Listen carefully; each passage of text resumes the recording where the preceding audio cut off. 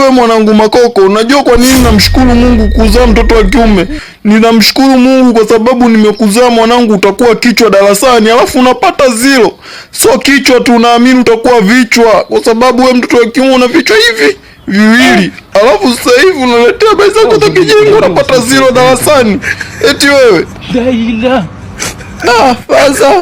Faza kweli nina vichwa viwili, lakini hichi vyote vinafanya kazi, lakini hichi cha chini kina roho mbaya. Akimpi support wa juu, huyo wa juu wakati wa mtihani, wakati wa kufanya mtihani kinafanya chenyewe. Alafu hichi cha chini akimpi support wa juu, lakini wakati wa kufanya yale vitu vile vyote vinapeana support. Hichi cha juu hakina roho mbaya, kinampa support na kupa mawazo. Lakini hichi cha chini chikumpa support wa juu wakati wa kufanya pepa. Akimpi support mzee, kwa hiyo kichwa cha mtihani ni kinakuwa ni kimoja mzee wangu. Kwa hiyo kufeli mzee, kupata zero sometimes. Usiniseme tu baba, nisamee tu. Nitakisha na hicho chini kimpe support wa juu mzee. Kivipi yani kimpi support wa juu wakati na chenyewe kinabidi kimsaidie wewe wa juu? Eti kivipi kimpi support?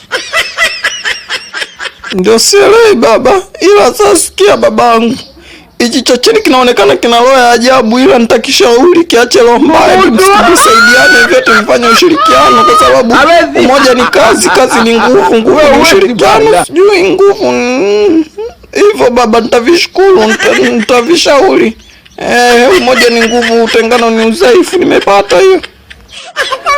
Fanya hivyo, usifeli tena mwanangu, sawa? Nakuamini una vichwa viwili, vishauri vifanye kazi kwa pamoja hivyo. Upate wani, sitaki kupata zero tena chenzi wewe.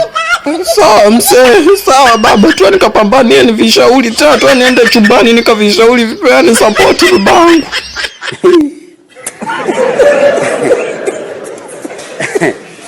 Aha.